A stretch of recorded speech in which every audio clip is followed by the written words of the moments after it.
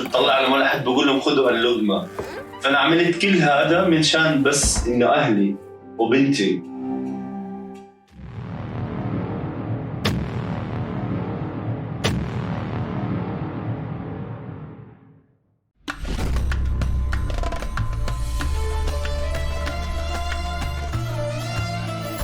Beste kijker of volger van mijn video's. Deze video is anders dan je van mij gewend bent. Ik geef in deze video namelijk het woord aan een ooggetuige van het nieuws. Ibrahim is een 24-jarige vluchteling uit Gaza, die via Ter Apel ons land binnenkwam. Maar helaas kon ook Nederland Ibrahim niet beschermen, voor de reden waarom hij uit Gaza vluchtte. Ibrahim bevindt zich in de vuurlinie van het nieuws dat ons vandaag verdeelt. En daarom deel ik met jou vandaag zijn indrukwekkende verhaal over het leven in Gaza, onder Hamas en de Israëlische controle, de doodsvlucht naar Fort Europa, zijn ervaringen in het AZC en vertelt hij hoe hij de toekomst van het Israëlisch-Palestijnse conflict ziet. Beste kijker, ik hoop dat dit interview jou inspireert om nogmaals na te denken over deze gevoelige kwesties.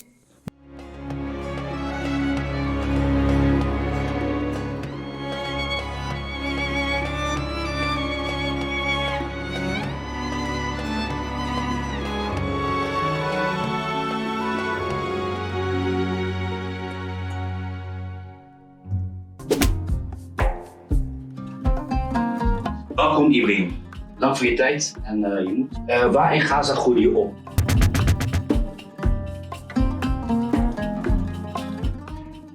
أنا من غزة من حي الشجاعية بالتحديد.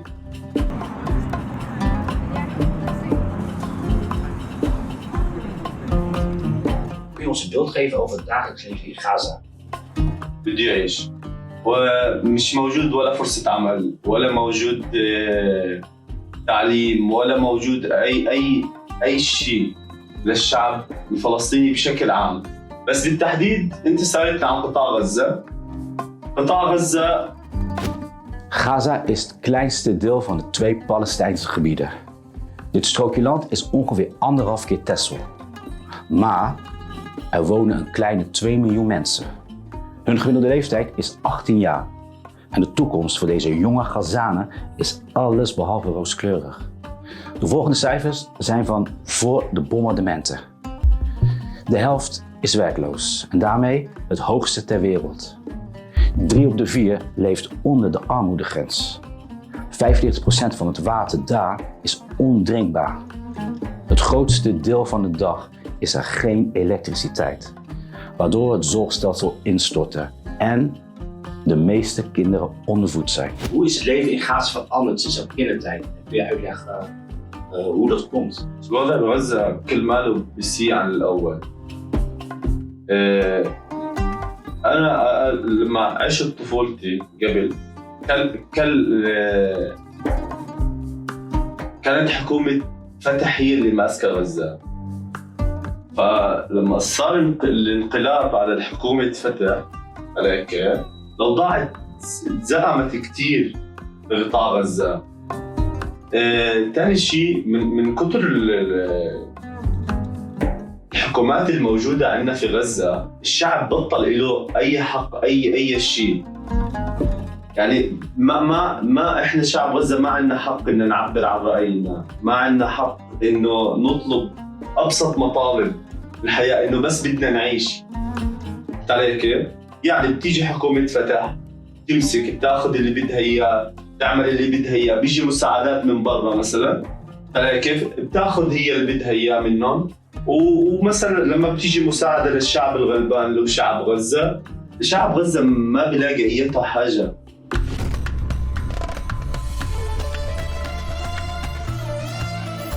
In 2005 haalde Israël zijn troepen weg uit de Gazastrook. Maar Israël bleef wel de baas over het luchtruim en de zee. Dus in de praktijk controleerde Israël Gaza nog steeds. In 2006 waren er in Gaza democratische verkiezingen. Hamas, een Palestijnse afsplitsing van de Egyptische politieke partij Moslimbroederschap, won toen van de seculiere partij Fatah. Daarna volgde een burgeroorlog, waarna Hamas in 2007 met geweld de absolute macht greep in Gaza. Vanwege nationale veiligheid blokkeerden Israël en Egypte toen alle grenzen met Gaza. De rest van de wereld keurde deze blokkade af en de VN noemt Gaza vanaf dit moment een openluchtgevangenis. De gevolgen waren dan ook enorm. De economie stortte helemaal in, want handel en contact met het buitenland, maar ook met de andere Palestijnen, was onmogelijk. Westerse landen zoals Nederland noemen Hamas een terroristische organisatie. Zelf noemen ze zich een islamitische verzetsbeweging, afgekort Hamas. Het Arabische woord Hamas betekent fanatisme. En fanatiek, dat zijn ze, in hun verzet, maar ook in hun geloof. Artikel 1 van hun grondwet luidt: in al onze ideeën volgen we de islam. Wat is jouw persoonlijke mening over Hamas? حركة حماس هي حركة مقاومة.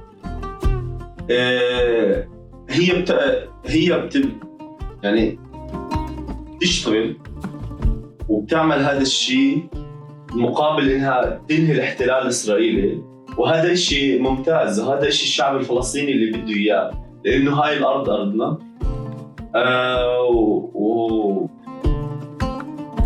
Ibrahim, waarom vlucht je uit Gaza? Wat is de reden waarom je daar weg wilde?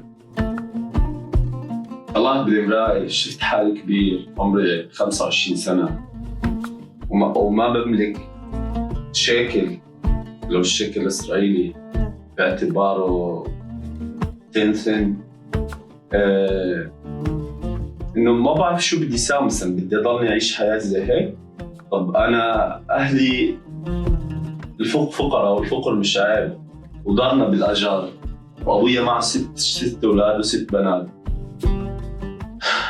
فأنا بالآخر طب أنا بدي أشتغل، بدي أعيش مثلا، بدي يعني كل يوم بدي أروح على البيت، بدي آكل، بدي أشرب. طب من وين الأكل والشرب؟ وما في حياة وما في حد بدعمك. فلا كيف؟ يعني صحيح الشؤون الاجتماعية في غزة بتقدم مساعدة بسيطة، بس آخر فترة قطعت عن أهلي المساعدات.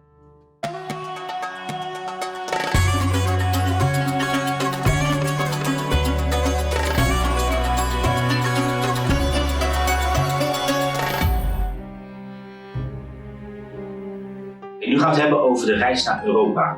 Ibrahim, kun je ons vertellen hoe die reis ging? يعني مثل إنه عصابة أو ناس سماسرة بياخذوا مصاري من الناس عشان يطلعوهم بس من ناحية المعبر هذا. يعني زي تذكرة دخول، وهذه التذكرة الدخول اللي أنت بتدفعها للتنسيق هاي ما إلها أي معنى، مش لازم إنه أنا أدفعها. بلاكي اضطريت إني أشتغل. ضليتني 5 سنين أشتغل قبل ما أحوشت مبلغ عشان إني أطلع من غزة. طلعت من غزة على مصر، في مصر حبسوني يومين تحقيق. يعني طلعت من غزة على فيزا على تركيا. أول شيء كانت بداية رحلتي بتركيا، وصلت تركيا بس حبسوني في مصر قبل ما أطلع بالطيارة يومين تحقيق. وين بدك تروح؟ شو بدك تعمل؟ شو بدك تسوي؟ أنت حماس، أنت ما بعرف شو، أنت. وأنا مثلا حكيت لهم هناك. In Turkije, welke herinnering is jou het meeste bijgebleven? بالذات لأنه الأتراك بشكل عام ما بيطيقوا العرب. لكن يعني عندك هاي السوريين موجودين بتركيا، وهم اللي طوروا تركيا بآخر فترة، هم اللي اشتغلوا بتركيا، هم اللي عززوا السياحة لتركيا. وبالآخر شو الأتراك طردوهم رجعهم تاني على سوريا. غير هيك أنا طلعت في حالي زي هيك كل يوم مشاكل بتركيا، غير المهاجرين وترحيل السوريين، ترحيل الفلسطينيين والإقامات وما بعرف شو هيك. طب ماشي، أنا جاي على بلدك، جاي أخدم في بلدك، مش جاي أعمل مشاكل في بلدك. أول شغلة. ثاني شيء إنه بعدين طلعت في حالي زي هيك، بعدين قلت هاي مش عيشة، لازم إنه الواحد يطلع من هون. فهيك أنا برضه هاي الفكرة إجت براسي، وأنا حكيت إنه لازم إني أكمل على أوروبا. ثاني يوم من الأيام ركبت الباص، قررت إني أطلع على أوروبا.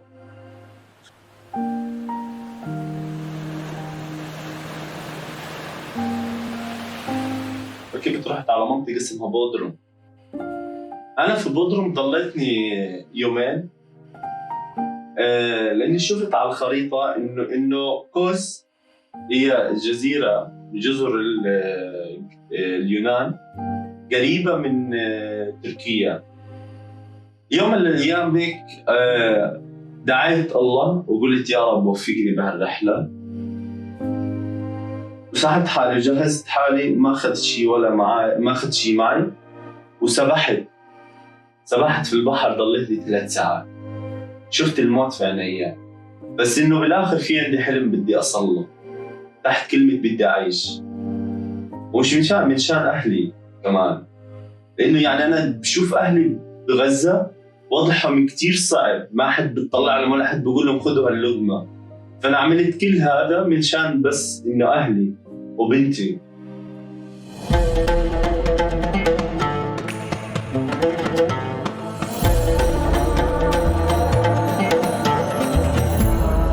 De Middellandse Zee. Voor jou en mij is het een plek van zon- en zeevakantie. Maar de zee is voor tienduizenden anderen een kerkhof. Het is namelijk de dodelijkste migratieroute ter wereld. En afgelopen jaar was het dodelijkste jaar ooit. Hoe komt dat? Vanwege oorlog, onrust en armoede is het aantal migranten naar Europa sinds 2016 nog nooit zo groot geweest. Het Europese asielbeleid maakt de tocht tot een Russische roulette. Omdat de EU niet actief op zee naar migranten zoekt, sturen mensenhandelaren overvolle, onveilige boten de zee op. Met de hoop dat de kustwacht of hulporganisaties hen redden. Maar die hoop is kleiner geworden sinds in verschillende Europese landen anti-migratiepartijen aan de macht kwamen. Wat de reis nu nog gevaarlijker maakt. Zo beperkt Italië het aantal reddingsacties. De meerderheid van de migranten is man. Een kwart is vrouw en een ander kwart is kind. De meeste asielzoekers komen uit Syrië en Afghanistan. De meeste economische vluchtelingen uit Afrika en Zuid-Azië. De overtocht begint vaak in Libië en Tunesië. Maar in deze landen krijgen velen van hen te maken met racisme of worden sommigen zelfs verkocht als slaaf.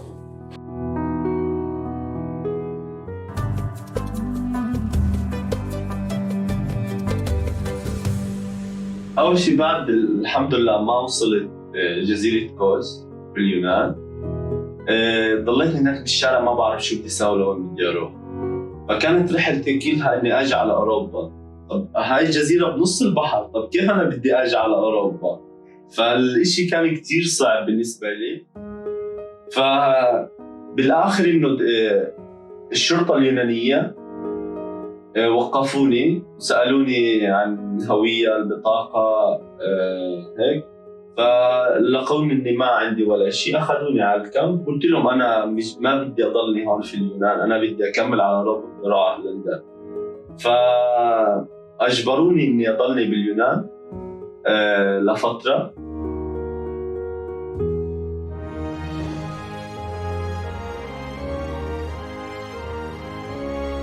Waarom koos je voor Nederland? ما حد يقدر يتعدى عليه. في دولة هون، في أمن، في أمان، في حكومة تحمي الشعب، تعطي كل واحد حقه. والزمن اللي احنا بنعيشه قال أي دولة تانية.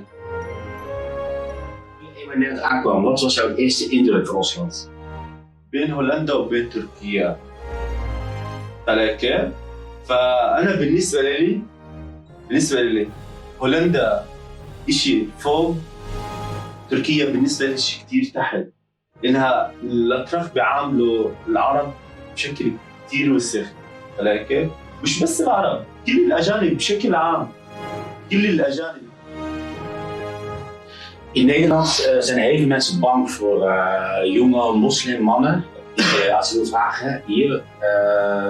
Wat zou je tegen deze mensen willen zeggen Want er zijn dus mensen zoals jij. مثل اي واحد طلع من بلده ما لقى فرصه بلده، طلع على بلد ثانيه. تمام. طب انا رايح على البلد الثاني، بس انا جاي هون على هولندا. طب انا ممرض، يعني بكره هولندا اذا قبلتني، وان شاء الله يا رب يقبلوني، ولكن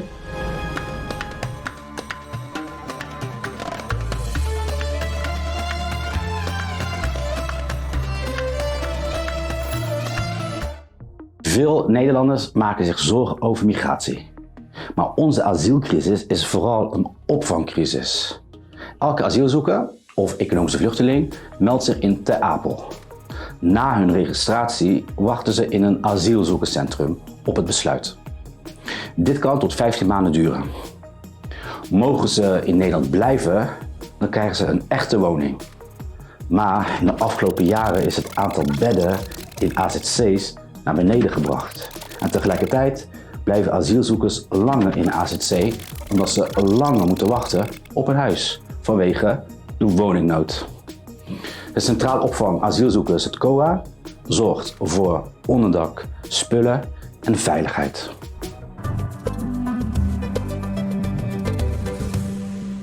Wat is jouw ervaring met de Nederlandse asielprocedure en vooral wat het COA?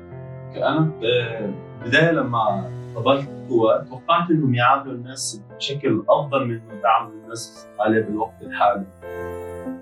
بعدين أنا بشوف أغلبية الأشخاص اللي بتشتغل بالكويت هم أشخاص أتراك.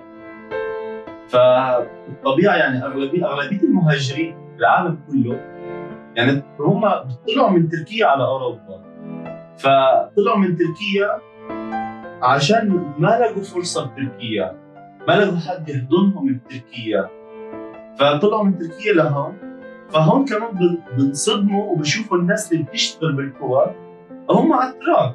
فالأتراك بالطبيعة ما بيحبوا الأجانب، ما بيحبوا. فأنا لما حكيت له هذا الكلام هو استفزني وأنا ما ردت عليه. حكيت له إنه هاي البلد مش بلدك، وما فيك إنك تتعدى حدودك وما فيك إنك تغلط معايا. أنا هون لاجئ، المفروض إنك أنت تساعدني، أنت بتشتغل لتساعد اللاجئين، مش إنك تتعرض لهم بإساءة وتغلط عليهم بكلام سيء. فلما شافني هيك حكيت معه وأحرجته، فمد إيده علي هو كمان 3 أشخاص من رفقاته. وبعدين أنا مسكت جوالي وعملت فيديو وضليت نحكي أنا إني بدي عملت فيديو وقلت لهم إن أنا بدي أروح أشكي للشرطة عن الإشي اللي بتسووه يعني هون بشكل عام. فكان بده ياخذ الجوال من إيدي ويضربني كمان، فهجموا علي القوة وضربوني. وبعدين أنا ما بصير إني أرضي لأنه أنا برئة واحدة، أنا مريض. فبالآخر إنه إجت الشرطة وما بعرف شو حكوا للشرطة، يعني إنه إحنا بنحل الوضع. بس أنا بعدين اتضحكوا علي، حكوا لي إنه إجا المسؤول القوى لعندي وحكى لي خلص بكرة بيجي شخص بدي ياخذك إنك تروح تقدم شكوى بالشرطة. وتاني يوم ما إجا شخص وما عملوا لي ولا شيء، يعني حقي ضاع. بالنهاية ما استفدت ولا شيء، بس التموا الناس علي وصرت فرجة لكل الناس هم عم يضربوا فيها في مركز اللجوء. فرحت له أنا قلت له بدي مكان أنام فيه. لهو بيحكي لي استنى شوي استنى. ضليت نستنى بالبرد هون مش عارف. قلت له أنا مش جاي عندك، أنا جاي هون على هولندا وما فيك تحكي معايا، وما بس تحكي معايا بأي كلمة لأنه هاي البلد كمان مش بلدك. يعني أنت يا تركي أنت لاجئ مثلك، بس أنت جيت قبلي وأخذت أوراقك وظبطت أمورك واشتغلت معهم، ولكن المفروض إنك تحس بوجع وتعاملني معاملة كويسة. بس برضو أنتوا الأتراك مهما تسووا ما راح تتغير، راح تضلكم مثل ما أنتوا. عملت فيديو وقلت لهم إن أنا بدي أروح أشكي للشرطة عن الإشي اللي بتسووه يعني هون بشكل عام. فكان بده ياخذ الجوال من ايدي ويضربني كمان، فهجموا علي القوة وضربوني. وبعدين انا ما بصير اني ارضي لانه انا برئة واحدة، انا مريض. فبالاخر انه اجت الشرطه، وما بعرف شو حكوا للشرطه، يعني انه احنا بنحل الوضع. بس انا بعدين ضحكوا علي، حكوا لي انه اجى المسؤول القوى لعندي وحكى لي خلص بكره بيجي شخص بياخذك انك تروح تقدم شكوى. بالنهايه ما استفدت ولا شيء، بس التموا الناس علي وصرت فرجه لكل الناس هم عم يضربوا فيها في مركز اللجوء.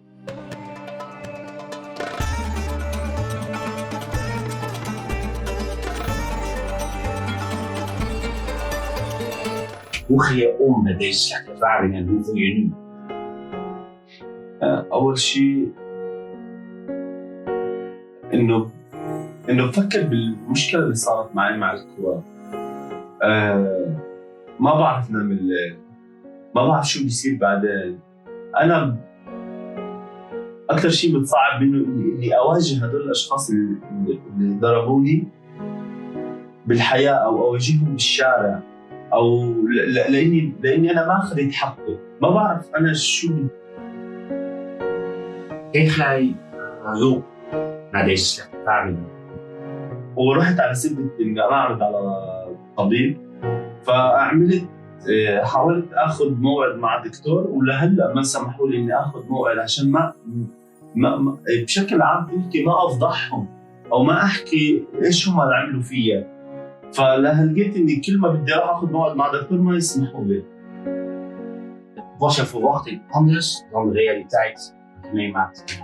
بشكل عام احنا بالكامب عايشين، احنا والاشخاص الموجودين، كل واحد بيستنى يجي بوست، كل واحد بيستنى يجي EMD، كل واحد بنظر رسالة، بنظر لأنه قاعدين بالكامب احنا مش عاملين ولا حاجة، وما في الفرص الكثيرة الموجودة بالكامب.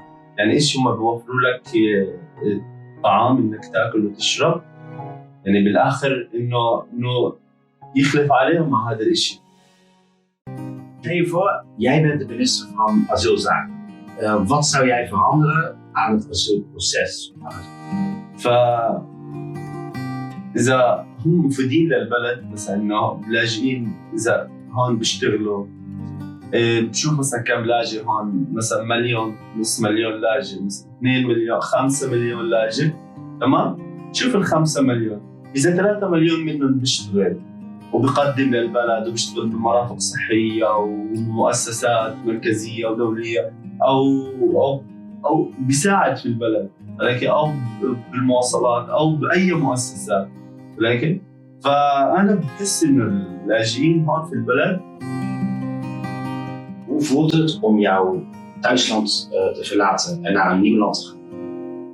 شوف، هو الاشي كتير صعب الواحد يترك عائلته وأهله وأولاده ويطلع على دولة تانية. كتير شعوري كتير سيء، بس إنه كان مجبور على هذا الشيء منشان أهله كمان، لكن فالصراحة يعني الفراق كتير صعب.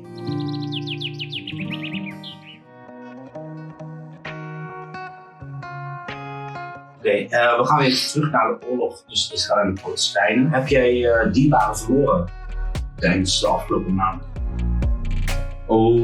ولحتى الآن يعني أنا ما بعرف شيء عن أهلي، إذا كانوا عايشين ولا إذا كانوا مستشهدين. ما عندي أخبار ولا شيء عن أمي، عن أبوي، عن أختي، عن أخوي، عن بنتي. ما عندي ولا أخبار لحتى اليوم، حتى بحاول إني أتواصل. De huidige Gazastrook is het resultaat van een akkoord uit 1949 tussen Egypte en Israël. Na de VN-verdeling in 1947 zou de Gazastrook bij een nieuw Palestijns-Arabisch land horen. Maar Arabische buurlanden waren tegen. Israël werd in 1948 uitgeroepen. Egypte viel de Gazastrook binnen. De Arabische Liga zette in 1948 een Palestijnse regering in Gaza op. Maar deze werd door de meeste landen niet erkend. Na de Zesdaagse Oorlog in 1967 bezette Israël de Gazastrook. En die bezetting duurde tot 2005. De eerste intifada van 1987 begon in Gaza. En hier en toen ontstond ook Hamas.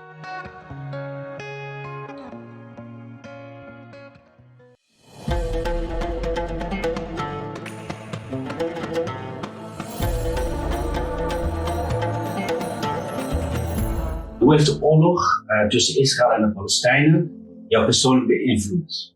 كنت في هذاك الوقت عمري 10 سنين واتصابت من اليهود. كلت إصابة ظهري وفقدت رئتي بسبب هذا الحرب.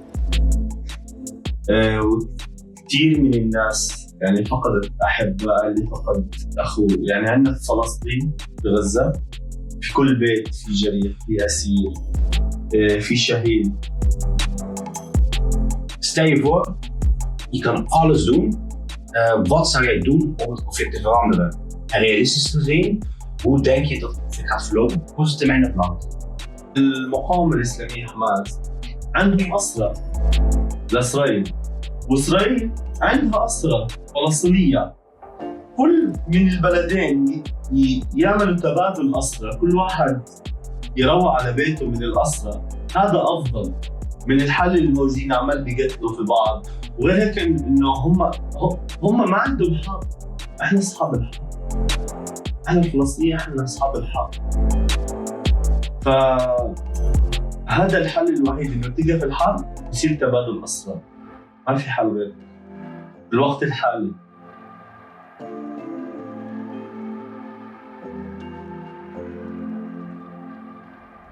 De pro-Israël demonstranten die zeggen vaak dat Hamas gebruikt Palestijnen als menselijk schild tegen de bommen van Israël. Wat is jouw mening daarover? في فوق 100 200 300 500 ألف استشهدوا من يوم الصراع، من يوم ما اجت اسرائيل احتلت فلسطين لليوم. كل يوم بتقتلوا ناس بالقدس وبالضفه وبالمخيمات، كل يوم بتقتلوا ناس، مش بس بغزه. فاسرائيل هي المسؤوله عن كل شيء بيصير. مش بس هيك، هي مسؤوله عن كل شيء بيصير في العالم العربي بشكل عام. Toen je op school zat in Gaza, hoe is jouw geschiedenis van het conflict uitgelegd? يعني أنا زمان كانوا الإسرائيليين يعيشوا في أوروبا، كانوا يعيشوا في بريطانيا بالتحديد بشكل عام.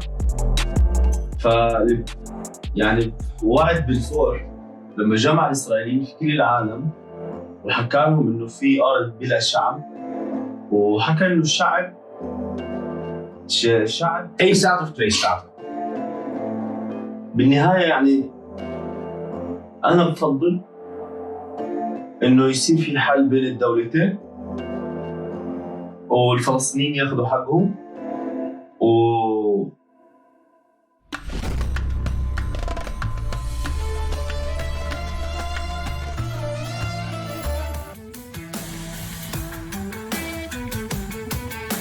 Wat is jouw verwachting over jouw toekomst? Hoe zie jij jouw toekomst? أنا أول ما جيت هون كان في عندي أحلام كثيرة كان نفسي إني أحققها، بس إني مع الانتظار هون أول ما قدمت اللجوء لهلا هي إلي بيجي أكثر من شهرين وأنا عم بستنى تيجي مقابلة الأيام دي ولهلا ما بتيجي. ويوم عن يوم بتحطم أمالي، بتحطم أحلامي، لأني أنا ما بعرف حالي وين رايح، بس قاعد إني بستنى وبضيع من عمري. فالصراحة بتمنى إنه تجيني أنا أول ما جيت هون كان في عندي أحلام كثيرة كان نفسي إني أحققها. Een van de grootste uitdagingen binnen de zorg is het personeel, of eigenlijk het tekort aan zorgpersoneel. Hoe behouden we genoeg professionals voor de zorg en hoe zorgen we voor voldoende instroom?